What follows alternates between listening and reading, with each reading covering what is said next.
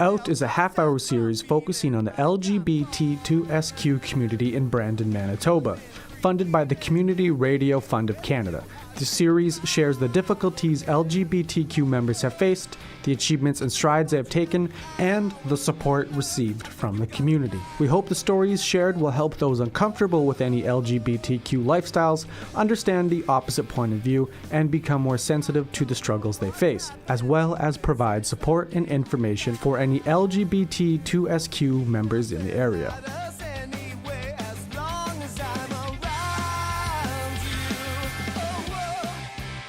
Hi, my name is Jan Eck, your host of this episode of Out, and I am indeed very proud to help bring to you this series dedicated to the LGBTQIA community.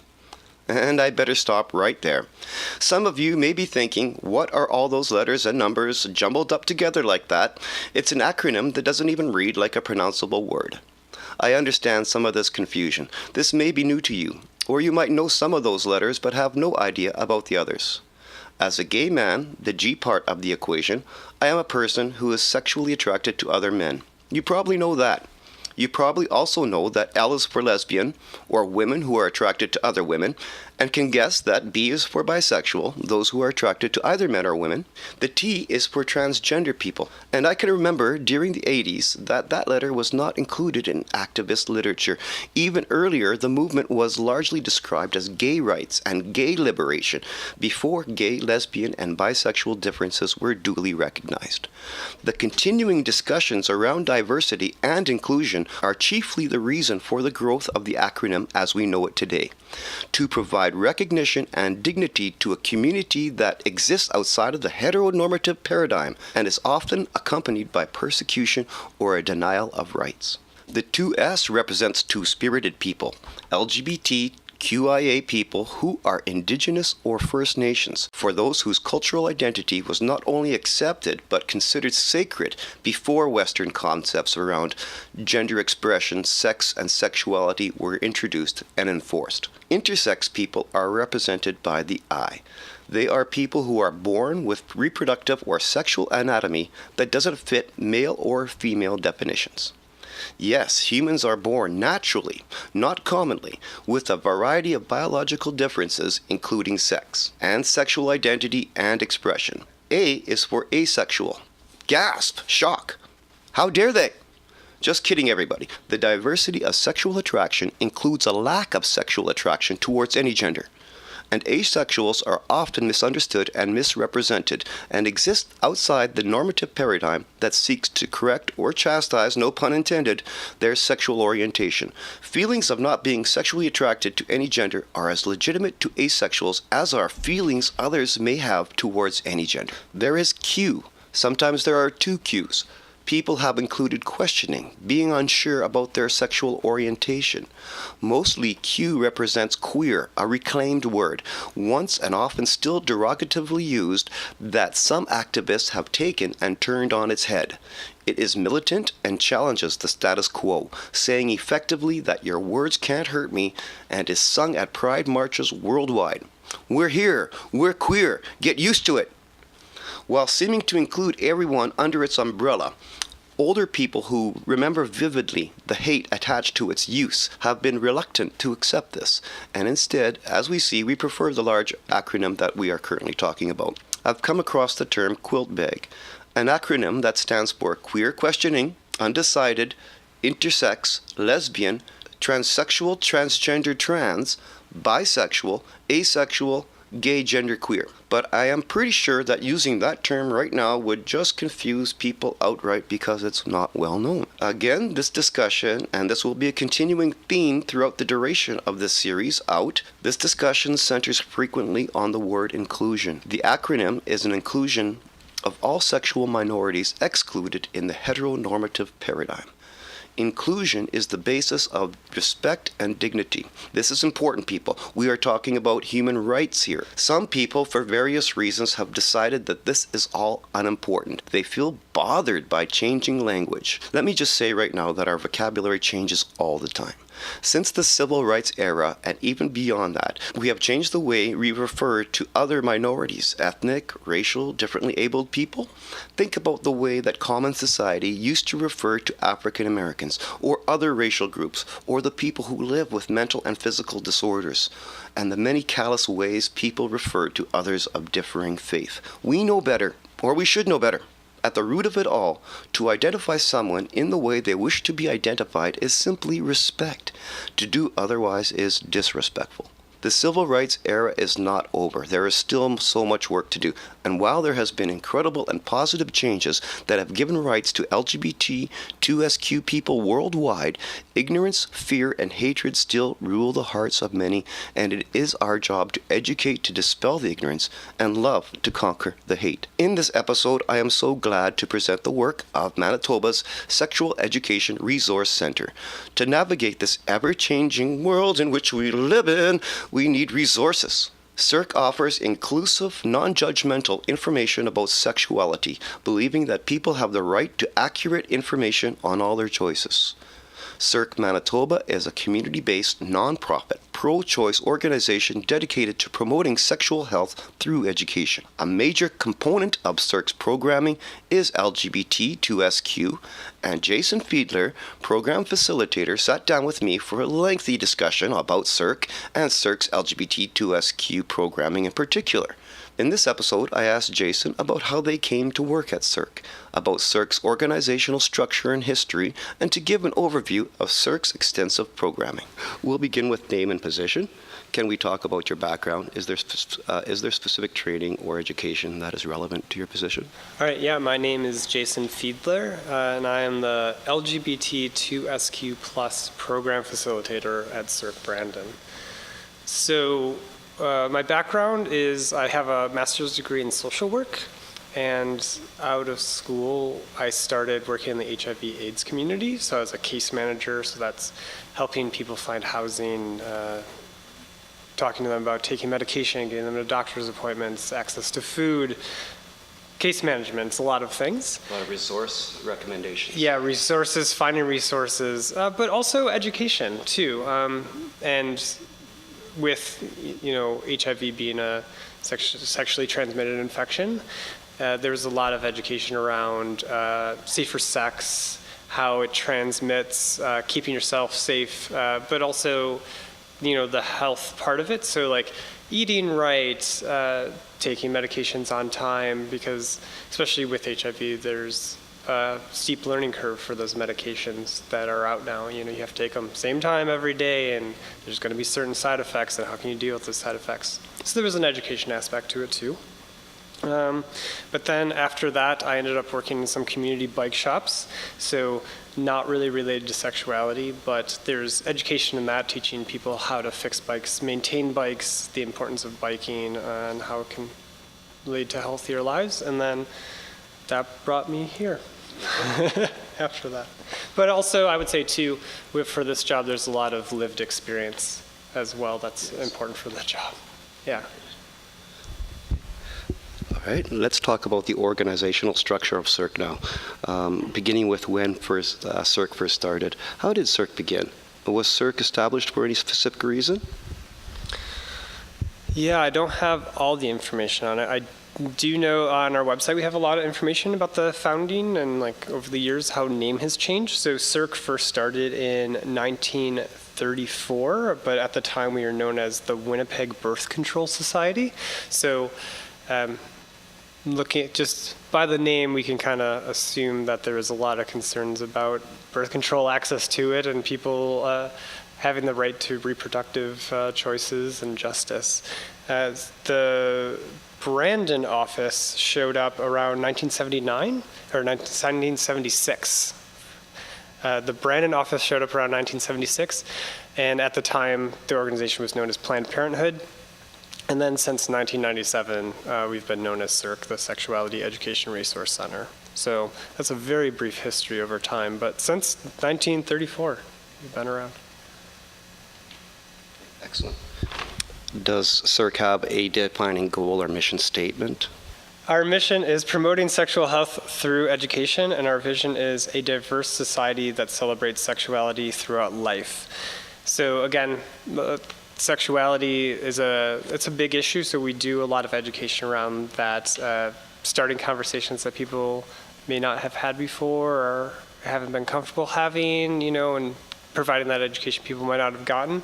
And we do that really through what we say is a sex positive, pro-choice, and non-judgmental approach to really, again, create that society that celebrates sexuality, isn't just aware or educated about it, but also celebrates all of the things that are sexuality. Right. Pause this for a second. Yep.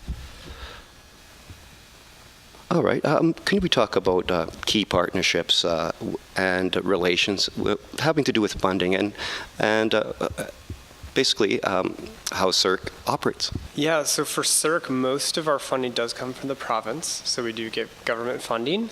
And then we get funding from many different other places, but most notably we get a lot of funding from the United Way, so we are a United Way organization. But then, partnerships, it depends on the program. We might have a relationship with an organization to provide some sort of education on a specialty topic that might be just for a certain period, or it might be more ongoing. So it is pretty diverse, and we might just have individuals too that donate to us and want to see a certain program, or they might donate to just general fund. So we get funding from a lot of different places. Okay, we'll just keep moving on. Yep. All right, the Sexual Education Resource Center here in Brandon offers educational resources. Can you give a brief overview of services provided generally before we detail the work of the LGBTTQ+ program facilitator? At our office, we do have printout resources that people can pick up for folks that want to, read a handout on anything to do with sexuality. We do also have our library, which has books and DVDs that people can borrow from us. We have a lot of safer sex supplies as well at our office that people can pick up for free. So that's your internal and external condoms, lubes, dental dam, gloves, flavored condoms. Online, we have a lot of information on our website. So on the web, we're accessible to folks. And also online, there is a email address, thefactsoflife@circ.mb.ca, where people can confidentially, anonymously email us any question about sexuality, and we'll get back to them on that. So that's a resource for folks. And then there's the staff. We will go out and do educational training with mostly service providers. So that's anyone that has a job that deals with people, and sexuality is a topic. So that ends up being a lot of people.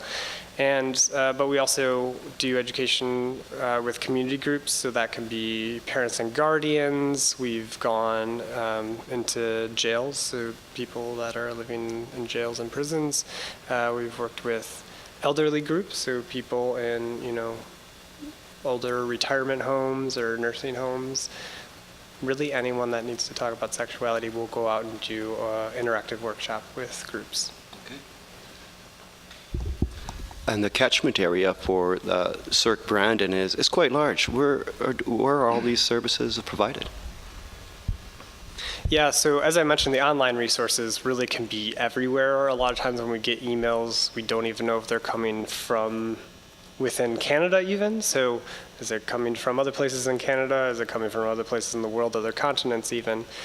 But when we do presentations, when we mail out resources, it's really kind of just the west side of Manitoba. Myself, I've gone as far north as the Pas to give a presentation. I've also been down in Boissevain, which is a little closer, but if you kind of do the stretch between Boissevain and the Pas, that's a pretty big area. It is a huge area. What about Thompson? Who covers Thompson in the north? In Manitoba, is there an office in Thompson? Well, for CERC, we only have the office in Winnipeg and Brandon. We have our sibling organization called Clinic, and they have a program called Teen Talk that's actually going to be a CERC program soon, so they're kind of transferring over to us. And so by the name, they obviously work with teens, so it's a specific population, but they fly anywhere. They'll go up north, so up to Thompson. If I was invited to Thompson and it was possible, I would go up there. So technically, Thompson is part of our area. Okay. Yeah, I just whole haven't been up there, yeah. Okay, very good. All right, we'll move on to... All right, and so now we're going to discuss CERC's LGBTQ+ plus programming and how it supports the community. There must be so much to cover. What themes do the LGBTQ+ plus workshops and presentations explore? Most of the presentations that I do, people would kind of call LGBT 101, around awareness and inclusivity. Most of the time, I'm going over terminology is a big one for a lot of folks. They hear LGBT, LGBTTQ, LGBTQS2IAA, right? There's a lot of letters in the alphabet soup there that people want to know what all those words mean and how to use them correctly and respectfully. But then I'll go into kind of what is called, human sexuality development. So there's sex, that's the bodies we have and are born with. But what's the difference between that and gender identity, how you feel about your gender? And then moving on, then there's sexual attraction, how you're attracted to you are or aren't attracted to other people.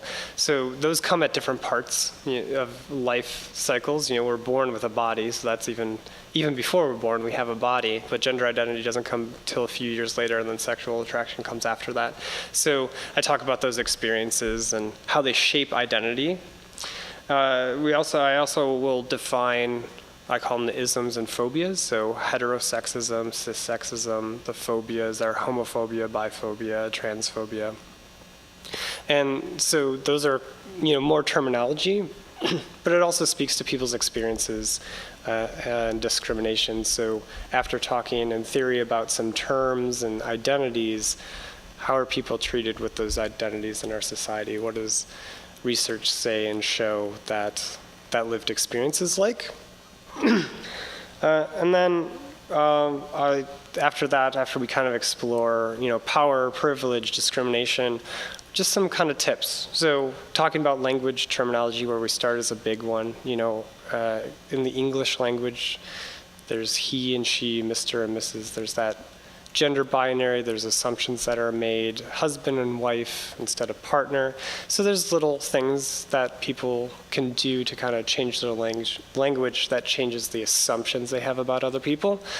And then, of course, CERC, we talked about resources already. At the end, I'll talk about other resources for people to learn outside of just one workshop, or if people want to know more about a certain thing. Because going back to that large alphabet soup, just because you now understand, because lesbian, bisexual, and gay people, you might, I want to learn more about intersex, or, transgender people, or pansexual people, there's lots to learn. So further resources are great for folks that want to do further learning. Excellent. Yeah, that sounds like a lot. It's hardcore presentations. So when giving, and without having to ask you to give a presentation right here, which would take a long time, I would like you to be able to talk a little bit about some of these themes, such as the gender pronouns. Like you started in on that, and like let's just start with that right now. There's alternatives to using the traditional him, her. Could you discuss those, please? What are you finding is the most common usage? Yeah, pronouns are a big deal right now. A lot of people are talking about them in different ways. As a gender inclusive or gender neutral pronoun is becoming really popular, but there's like Z, there's V, there's others that I may not have heard of. I actually have heard of people going by it, which doesn't seem like maybe the most common one. That for me, that always seemed kind of dehumanizing to call someone an it, but I've met someone that says, no, that's what I prefer to be called, and I just go with it. But I think kind of what I'm talking about in general is just following people's leads. Whatever they want to be called, call them that, Mirroring. Yeah, mirroring people's language. And I think we already do this a lot with language in my presentations. I'll talk about, especially with names. Someone might go by a middle name, or they shorten their name, or for various reasons, people will go by different names than what's on their birth certificate. And we just go with that. We don't question them why. It's kind of the same with pronouns, you know? Just call someone what they want. It's not a big deal. We don't really need to know why. It's just a way of showing respect with our language when it comes down to it. And also, you know, another great thing about language is that it evolves. Absolutely. Yeah, so I always joke about like you're Pokemoning and YOLOing or whatever, fidget spinnering, these things that we talk about that didn't exist 5, 10, 15, 20 years ago. Yeah, language evolves. There's different things. It's great. So pronouns can evolve. Absolutely. No language is static. We just need to go with it. And there wasn't really so much a concern or hoopla raised about when people started to change the words for other groups of people of color, for example. And I think society got on board with that more quickly than they are with the pronouns right now. And them is really easy to use. It's almost a natural part of our vocabulary and grammar anyway. You can definitely talk about people with those pronouns without confusion, and it exists already. Yeah, and I think pronouns are a little more difficult. You know, in society, you know, like things I've learned since coming to Canada is, because I'm from the United States. In the United States, we say Native American a lot, or at least from where I'm from. You know, in Canada, there's a move from Aboriginal to Indigenous. People are wrapping their heads around that, and it's just use those words. You know, there's a lot of examples of changing language, but pronouns, you know, they're like in every sentence when you're talking about someone, and they're so ingrained, and you don't think about them as much. Where, yeah, if you're using, oh, people of color, yeah, that's the word I'm going to use for this group. You have more of a chance to think about that in a statement, whereas when you're using pronouns, it's more automatic. Absolutely. So there's a little more thought that needs to go into it, but again, like, we're doing it with other things. It's not hard. You just got to put that in your head, practice it a few times, and yeah, you're saying they and them, and it's not a big deal. Excellent. I think we covered that good. Okay. Well, to moving on other parts of the presentation, right now we're going to talk about sexuality, gender identity, and expression. I've come across the genderbread person, which is a pretty unique and easy way to wrap your head around these differences. Could you just give us a brief overview of the differences between sexuality, orientation, expression? Yeah. And this is like, I really like doing this in presentations, because a lot of people, they don't question these things. Again, I've been talking about assumptions a lot.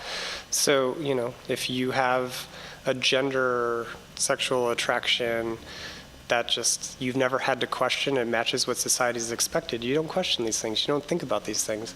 But in my presentation, I use the gender unicorn, which is very similar to the genderbread person. You can find both of them online.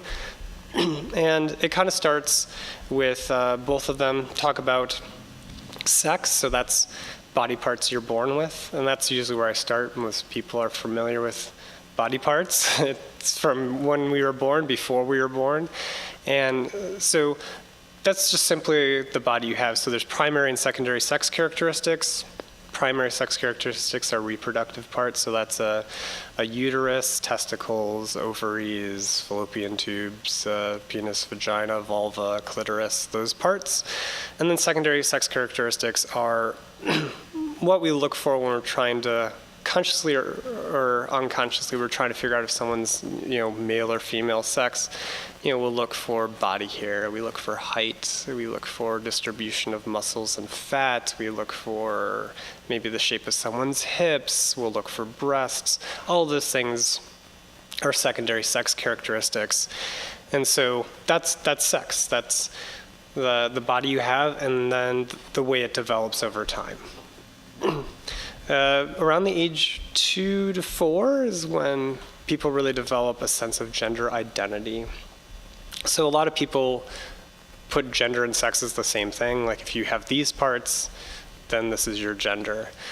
And that might be true for some folks, but gender is a lot more. It's the way we talk, the way we walk, the way we dress, the way we interact with others. And that doesn't have to do with your body necessarily. You're born with a body, but then, as RuPaul would say, you're born naked and the rest is drag. So the clothes you put on maybe the size you wear or the fit has to do with your body, but your body doesn't choose the clothes you wear. And that's different around the world, too. I always say, in Scotland, there's kilts. That's masculinity. Someone else from another culture might look at that and say, that's a skirt, that's femininity. Or just around the world, we can look at different clothing, and we would interpret it different ways. And then how we interact with each other. In Canada and kind of Western culture, masculinity, what is commonly viewed as masculinity, there's more like space, there's not a close friendship where we expect maybe women to be, maybe kiss hello to their friends. Like that's kind of an acceptable thing to us, but men that are friends don't kiss hello. Unless another culture, maybe. Yeah, but in the certain parts of the Middle East, masculinity, you kiss your men friends hello, you hold hands, you will be close physically. That's masculinity. So the idea of gender depends on the point in history you were born, it depends on what part of the earth you were born on, it depends on your culture. So there's many factors that make up gender. And then your sense of where you fall into all of those kind of outside influences is an internal feeling too. So no matter what body you're born into, you can have a sense of gender. So no matter where you are on the earth, you can see different gender roles and different dress and say, oh, I kind of belong over there. And in our society, there's a lot of rules for depending on what your body is, how people will react to that. But that internal sense, that's just something that's individual to everybody. So gender, we could talk about gender forever. But moving on to sexual attraction, that comes around puberty, so that can be different ages for many people. It could be young as like 9 years old, it could be older for some folks. But that's like gender, you have that independent sense inside of where you belong in those gender roles and things. Sexual attraction is that internal feeling of, oh yeah, that person's kind of special. That first crush feeling a lot of people have. And it doesn't necessarily equate with behavior. So I always talk about crushes, celebrity crushes. I tell people, if people are listening right now, like think of a celebrity crush or just anyone you have a crush on. You have a feeling, an attraction to that person. You might have had intimate relations with that person or maybe not, but regardless of the behavior or the actions you've taken, you can still feel that attraction. You might not even be able to fully articulate it. It's that feeling inside. So again, it's an internal sense of who you're attracted to, or maybe that person is a certain gender, or maybe you're attracted to people of different genders. And then also an important part of talking about attraction is the emotional bonds, because people want to talk about sexual attraction a lot. It's a very sexy topic for obvious reasons. But, who are you friends with? Is your best friend that you form a really close bond with, is that person same gender or different genders of someone that you're sexually attracted to? That might line up for some folks and it might not. For some people, they might be best friends with their sexual partner. For some people, they might say, well, this gender I'm sexually interested in, but I form close relationships with this other gender or these other genders. So there can be a difference because there are, for asexual folks, they might not be interested sexually at all in anyone, but those emotional bonds are super important. I get that. Well, thank you. That was Jason Fiedler, LGBTTQ Program Facilitator at CERC, the Sexual Education Resource Center here in Brandon, Manitoba. Our conversation with Jason continues next episode. In the meantime, you can contact CERC for more information by calling 204-727-0417. Thanks for listening. I am your host, Jan Eck, and you have been listening to Out on CJ 106 FM.